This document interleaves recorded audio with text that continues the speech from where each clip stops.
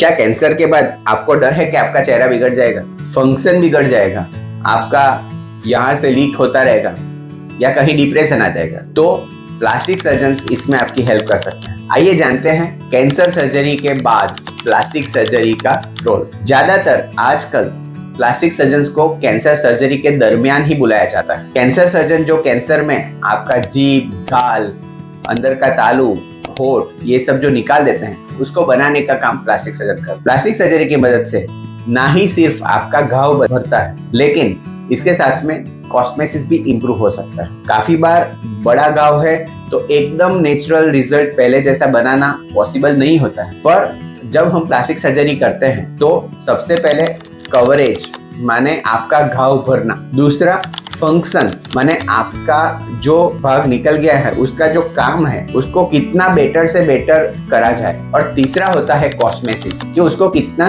वापस से नेचुरल की तरह बनाया जाए। तो हमारा ट्रायल यही रहता है कि पहले coverage, function and then cosmesis. अगर आपका छोटा डिफेक्ट है, आपने अर्ली कैंसर डिटेक्शन कर लिया है, तो ज्यादातर बिना डिफेक्ट के, बिना खड्डे के, बिना फंक्शनल लॉस के आप कैंसर सर्जरी और प्लास्टिक सर्जरी करा सकते हैं। लेकिन अगर आपका घाव बहुत बड़ा है, कैंसर बहुत एडवांस है, बहुत ही कॉम्प्लेक्स आपका चीजें निकाल दी गई, तो प्लास्टिक सर्जरी का रिजल्ट भी आपको कम दिख सकता है। लेकिन जब भी आपको ऐसा लगे तो मैंने जैसे बताया coverage, function and then cosmesis. तो प्लास्टिक सर्जन्स अलग अलग टाइप के सर्जरी करते हैं, जिसमें लोकल फ्लैप माने नेज़ोलेबियल, आपकी ये स्किन का यूज किया जाता है, आपकी ये स्किन का यूज किया जाता है। रीजनल फ्लैप में आपकी यहाँ से मसल फ्लैप को यूज किया जाता है। इसके अलावा होती है फ्री फ्लैप, जो बहुत ही एडवांस माइक्रोवेस्कुलर सर्जरी, जिसमें आपके शरीर के कहीं और भाग से हड्डी, चमड़ी, मांसपेशी जिसकी रिक्वायरमेंट है वो खून की नली के साथ लाया जाता है, और जहाँ पे आपका कैंसर निकाला गया है वहाँ पे खून की नली के साथ जोड़ा जाता है, और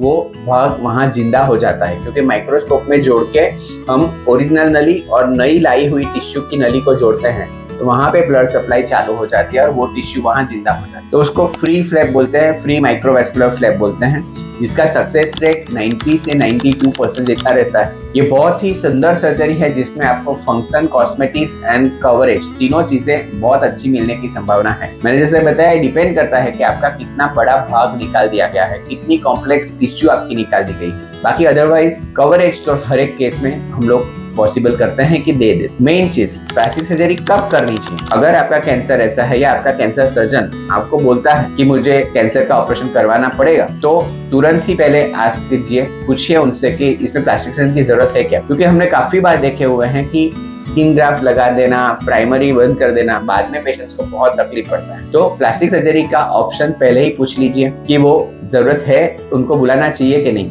प्लास्टिक सर्जन को सर्जरी के पहले आइडियली आपको मिलना चाहिए कि किस टाइप की डेफिसिट पड़ेगी, किस टाइप का उनका लुक आएगा, किस वेसल्स का वो लोग उपयोग करेंगे, फेलियर रेट्स कितने हैं, फेलियर हुआ तो क्या करेंगे, ये सब आपको समझना आइडियली चाहिए। उसके बाद अगर आपकी सर्जरी सक्सेस हो जाती है, बहुत कुछ सुंदर, आपका रेडिएशन, कीमो खत्म हो जाता है, तो उसके 6 महीने 1 साल बाद आप वापस से प्लास्टिक सर्जन को मिल सकते हैं।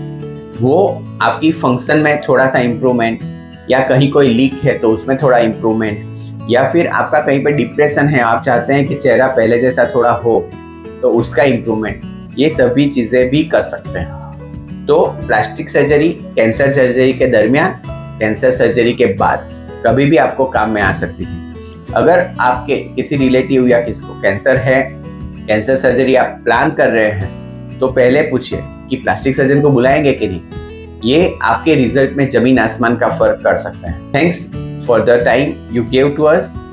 अगर आपको ये वीडियो अच्छा लगा, सच्चा लगा, आप इस वीडियो को लाइक करें, शेयर करें एंड हमारी चैनल को सब्सक्राइब करें। Thank you.